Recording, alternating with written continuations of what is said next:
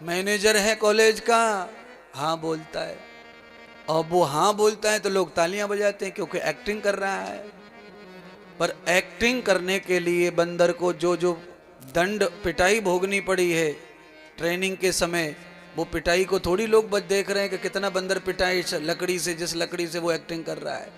इसीलिए अच्छी एक्टिंग करने के लिए गुरुजी के ज्ञान का डंडा खाना चाहिए, तब जाके अच्छी एक्टिंग होगी। गुरु ज्ञान का डंडा देते हैं, वो डंडे को जो झेल गया वो अच्छी एक्टिंग करेगा, वो अच्छा कला करेगा। और जिनको गुरुजी की बात में तनक में गुस्सा आ जाए, नाराजी आ जाए, मुंह फूल जाए, उनको अच्छी एक्टिंग नहीं होगी कभी भी, वो फेल जाएंगे अपनी जिंदगी में। इसीलिए धारण करो कि आपके ऊपर प्रहार करे परमात्मा, कोई महात्मा, उसको आशीर्वाद समझ के स्वीकार करो, कल अच्छा हो जाएगा लाइफ में। शंकर चले गए, दर्शन करके शंकर चले गए, भगवान जो है पालने में आनंदित हो रहे हैं, प्रसन्न हो रहे हैं, दिव्य हो रहे हैं, धन्य हो रहे हैं।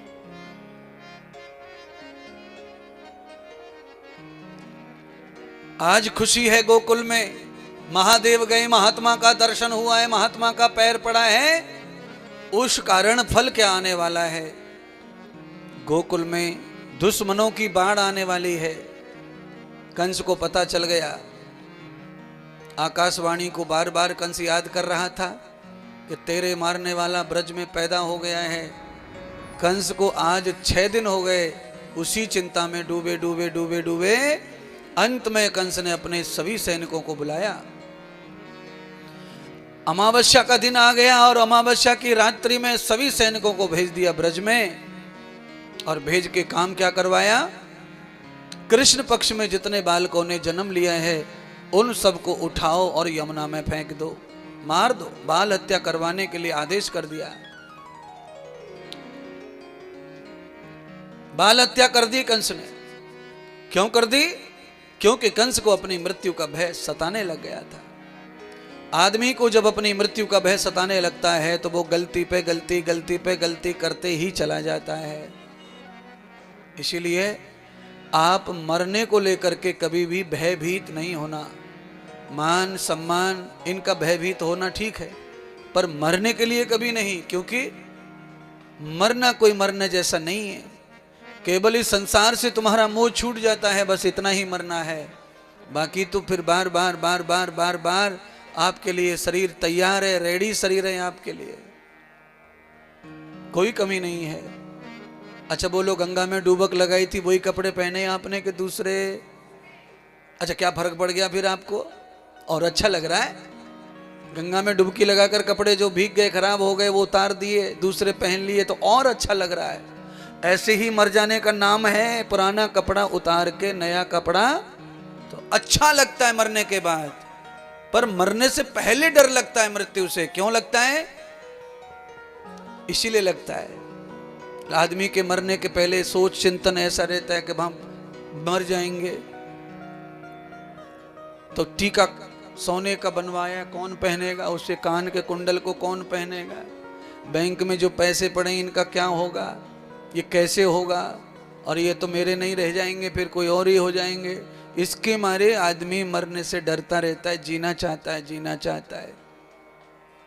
पर अगर आपने कमाया है तो आप मर के जाओ, आपको सब आगे आगे आगे आगे मिलता चला जाएगा, मिलता चला जाएगा, मिलता चला जाएगा। इतना तो मैं जरूर कह सकता हूं कि आप कुंभ में आए तो आपको पैसों से खरीद के रोटी नहीं खानी पड़ रही है। आप हमारे यहाँ नहीं मिल रहा है कोई बात नहीं, चलो भोजन मिल रहा है हमारे यहाँ कि नहीं मिल रहा है? हाँ दिन भर मिल रहा है, पर मान लो कि यहाँ भी ना मिले, आप अगले वहाँ चले जाओ और वहाँ चले जाओ, सब जगह प्रसादी भोजन भंडारा चल रहा है। ये भोजन भंडारा क्यों चल रहा है? क्योंकि साधु महात्मा यजमान तो पुण्य कमा ही रहे हैं, पर आप जो खा रहे हैं वो सभी पुण्य आत्माएं पहले से ही कमा के आए हैं, इसीलिए आपके नाम से यहाँ बट रहा है। आपका पुण्य है। हमारे जो दानी दाता हैं वो और हम तो अभी पुण्य कमाने में लगे पड़े हैं कि भाई खिलाओ, सेवा करो, सबको सोने के लिए गादी दो, तकिया दो, सबको कंबल दो। हम तो पुण्य कमा रहे हैं, पर जिनको गादी तकिया कोरा मिल रहा है मुफ्त में, वो तो पुण्य कमा के आए ना, उनके तो पुण्य है इसीलिए सेवा हो रही है। नहीं तो सेवा घर में कोई नहीं करता तो यहां कैसे करेंगे? क्या संबंध है हमारा तुम्हारा? जा पर ये संबंध है पिछले जन्मों का, प्रारब्ध का। पिछली लकीरें जो हैं चली आ रही हैं, और जैसे गंगा यमुना अलग अलग बहते बहते प्रयाग में मिल गईं, ऐसे हम और तुम भी धरती लोक पे आके मिल गए, अलग अलग बह रहे थे। अब सरस्वती माता को ढूंढते फिरो, प्रयागराज से निकलो, आप ढूंढो कहाँ है सरस्वती, कहाँ से आ रही है, किधर जा रही है, कुछ पता नहीं चल रहा है। सब लोग ढूंढ रहे हैं, पर बताते हैं सरस्वती है प्रयाग में। जमुना जी भी बता रहे हैं लोग प्रयाग में मिलती हैं गंगा जी को। तो ये तो सब जानते हैं कि हाँ सरस्वती नदी भी है, गंगा भी है, यमुना जी भी है, पर वो अपने अपने कर्म करते अलग अलग बह रही हैं, पर संगम में मिल गई, संगम हो गया। हमारा और आपका भी संगम हो गया, आपके पति और पत्नी के रूप में संगम हो गया, आपको कुछ औलादें हो गई, वो भी संगम हो गया। पर संगम में अच्छे भी मिलते हैं और कुछ बुरे भी, हाँ कुछ बुरे भी मिलते हैं। किसी की औलादें बड़ी बढ़िया हैं, किसी की औलादें बड़ी टेंशन दे रही हैं, तकलीफ दे रही हैं। किसी की औलादों में आनंद भरा पड़ा है, किसी की औलादों में डिप्रेशन भरा पड़ा है। ये क्या है? ये संगम है, मिलन है। संसार एक मेला है, धर्म क्षेत्र है, यहाँ पर कोई अच्छा कोई बुरा मिलेगा, और ये सब हमारे कर्मों से ही मिलेगा।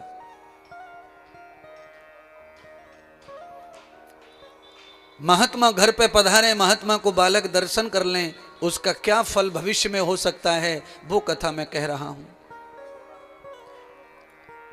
कंस मार नहीं पाया दोनों बालकों को, कंस के पहरेदार सैनिक भी नहीं मार पाए। नंद बाबा के बालकों को रात्रि में कोई उठा नहीं पाया, महल में कोई प्रवेश नहीं कर पाया, क्योंकि दरवाजे पर नंदी और बैल बंधे थे, नंदी के डर के मारे।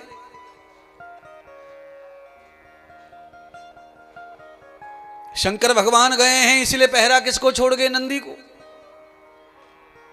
शंकर के मंदिर में दरवाजे पर कौन बैठे?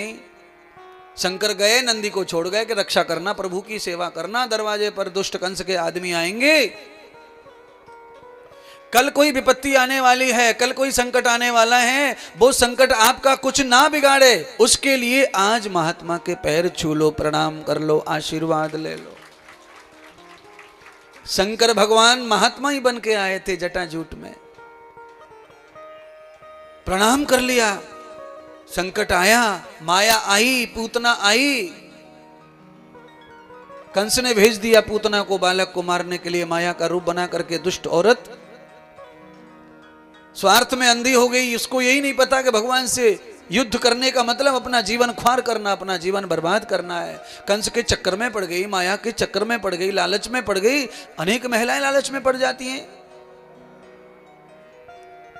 कुछ महिलाओं का तो व्यापारी यही है, उनको तो 20-30 हजार रुपए दे दो, उनसे कुछ भी कहलवा लो, कुछ भी करवा लो।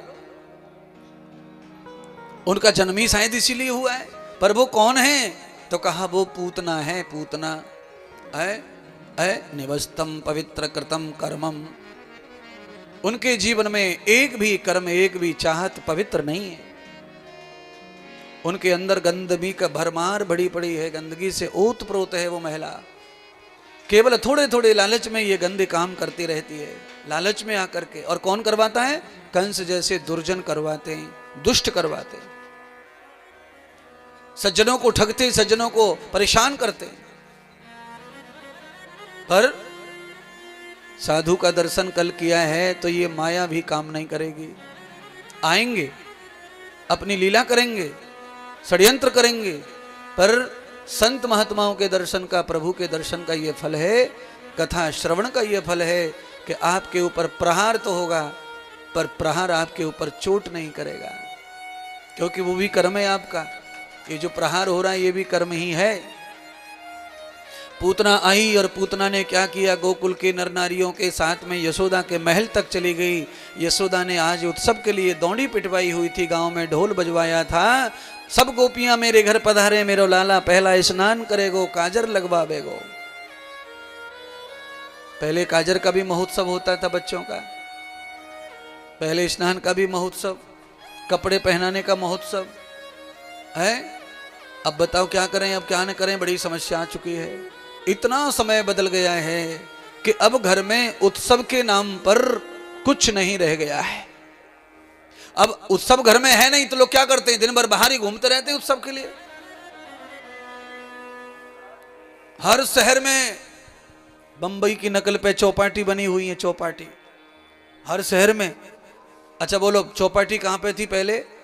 बंबई में चौपाटी, अभी वृंदावन में चौपाटी है, जलगांव में चौपाटी है। बताओ जलगांव में चौपाटी कहां से आ गई महाराज? वो तो एक ही जगह पे रहेगी, बंबई है तो बंबई रहेगी। अच्छा गेटवे ऑफ इंडिया कहां पे? बंबई में, वो वहीं रहेगा। पर लोग घर में उत्सव नहीं है इसलिए चौपाटी पे उत्सव मनाने के लिए जाते हैं महाराज। क्या उत्सव है भैया?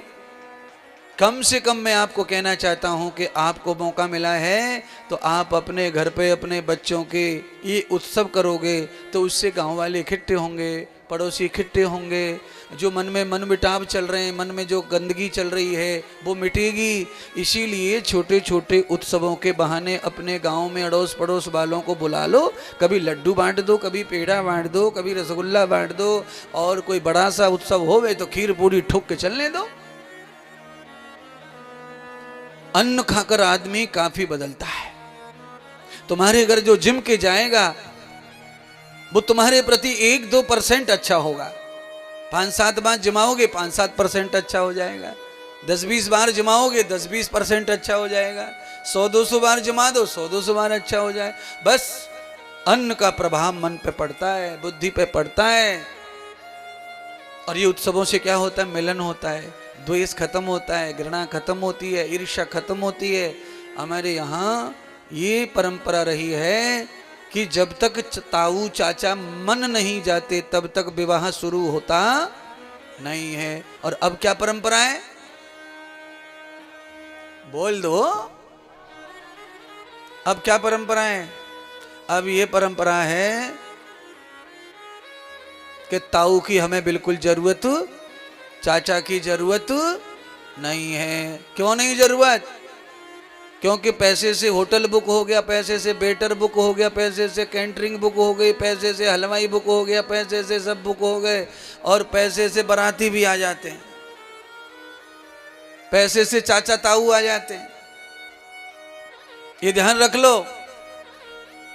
आज पैसे की महिमा के कारण लोगों के रिलेशन बहुत कमजोर हो गए, संबंध बेकार हो गए महाराज। कई चाचा ताऊ अच्छे नहीं होते, हम जानते हैं, पर जो अच्छे नहीं होते उनको भी अच्छे काम में बुलाओ जिससे कल वो बुरा न करें तुम्हारा। ये मैं बताना चाहता हूं। अच्छा बोलो, आदमी के पेट से जो गंदगी निकलती है, मल निकलता है, वो अच्छा होता है? नहीं अच्छा होता है। उसमें पैर गिर जाए तो क्या करते हैं अपन? बस यही करते हैं, पानी से धोते हैं, उसको सफा करते हैं। तो मैं वही बताना चाहता हूं कि सामने वाले के दिमाग में मूत्र भरा है, गंदगी भरी है, बुराई भरी है, ईर्ष्या भरी है तुम्हारे लिए, पर तुम अपने प्रेम गंगा जल में डुबोकर उसकी बुराई को समाप्त करने की योजना करो। मैं तो वही बताता हूं जो जीवन जीता हूं, ये ध्यान रखो। मैं किसी का विरोध करता नहीं, किसी का भी विरोध नहीं करता। कितने कितने दुष्ट दुर्जन आ जाएं चले जाएं, आए और गए, चले जाएंगे, आएंगे और जीवन में आते ही रहेंगे, पर विरोध नहीं करते हम उनका। क्यों नहीं करते? क्योंकि फिर क्यों पढ़ा, क्यों सीखा, क्यों महात्मा बने? अरे कोई बराबर का होवे तो देखेंगे। संसारी लोगों का विरोध करने से कुछ नहीं है, क्योंकि उन्होंने तो बेख खाई है सब इज्जत विज्जत, और जिनकी बची है बढ़ रही है उनकी को भी उड़ाने फूकने के चक्कर में घूम रहे महाराज। इसीलिए जो पहले से ही अपनी चुनरिया को ओढ़ के खुटी पे टांग के आया है, अब उसके पास कुछ है ही नहीं, वो तुम्हारी खींचने के चक्कर में है। अपनी बचानी है तो ऐसे लोगों से थोड़ा सा अपने आप को सावधान रखो। और कैसे सावधान?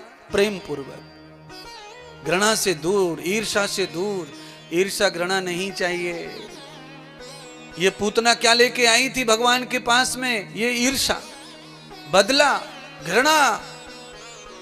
क्या फल मिला पूतना को? पूतना को फल मिला कि भगवान के हाथों से पूतना का वध हुआ, और बाकी जो गोपियां आई थी भगवान के पास पूतना के साथ में, उनको क्या मिला? परमात्मा का प्रेम प्राप्त हुआ। तो अच्छे मन से भगवान के पास जाओगे तो प्रेम मिलेगा, और बुरे मन से जाओगे तो मौत मिलेगी, दंड मिलेगा। भगवान के बहाने कोई और निपटा देगा, पर मौत ही है, वो मर जाना ही है, अपमान हो गया, आपकी जिंदगी खत्म हो गई, अलग हो गई। जो आपको रिस्पेक्ट, सम्मान, प्यार मिल रहा था, दुलार मिल रहा था, निकटता मिल रही थी, वो खत्म हो गई, क्योंकि आपकी ईर्ष्या खा गई उसे, आपकी घृणा खा गई, आपका ज्ञान खा गया, आपका स्वार्थ खा गया, आपका मतलब उससे खा गया, आपके ही प्रेम को आपके ही व्यवहार से खत्म हो गया। पूतना का वध कर दिया परमात्मा ने। पूतना को गाड़ दिया गया धरती में, उसका किसी ने दर्शन नहीं लिया, क्योंकि कोई दुर्जन आत्मा, कोई नास्तिक, परमात्मा का जिसने भजन न किया हो वो मर जाए तो ऐसे आदमी का मुख दर्शन करना भी पाप माना गया है। पापी का दर्शन ना तो जिंदे पे हो और ना ही मरने पर हो। परमात्मा ऐसे लोगों से जीवित मरत दूर ही रखे। क्यों? ऐसे लोगों के दर्शन से अपना पुण्य क्षीण हो जाता है।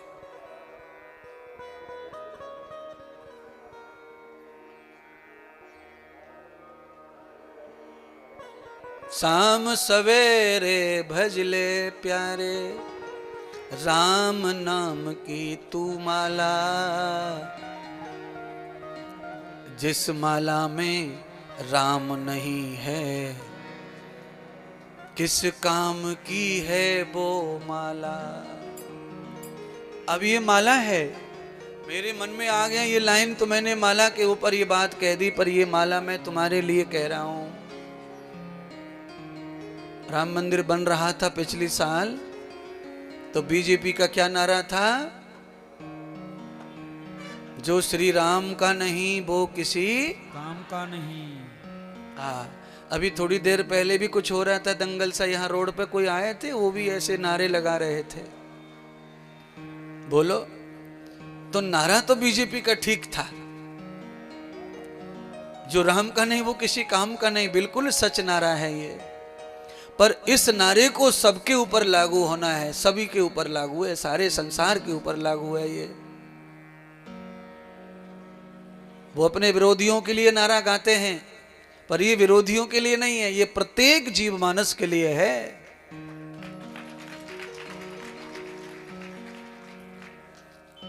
इसलिए मेरा मानना है कि जिस माला में प्रभु का भजन नहीं, वो माला सोने श्रृंगार की तो है, पर वो माला किसी काम की नहीं है। क्यों नहीं है? राम नाम की बल से समुद्र में पाषाण तैर रहे थे, राम नाम के बल से हनुमान जी संजीवनी बूटी ले आए, राम नाम के बल से न जाने दुनिया में कौन क्या क्या कर रहा है। आज महात्मा फक्कड़ दुनिया में जिनको वैरागी त्यागी मानते हैं, राम नाम के बल पर देखो कैसे कैसे सुंदर सुंदर महल बना रखे हैं कुंभ में, और कितने गृहस्थियों की सेवा कर रहे महात्मा साधु, कल्पना करो। अच्छा बोलो, कौन गृहस्थी है यहाँ बैठा खिलाने के लिए? सब महात्मा मेहनत कर रहे हैं, पर ये सारी राम नाम की कृपा से मेहनत हो रही है, और ये मेहनत तुम ही करवा रहे हो, दान भी तुम कर रहे हो, पैसा भी तुम दे रहे हो, शोभा भी तुम बढ़ा रहे हो, सब जगह तुम ही हो। पर महात्माओं को यश मिल रहा है इसका, क्योंकि उनके पास राम नाम का है प्रवाल।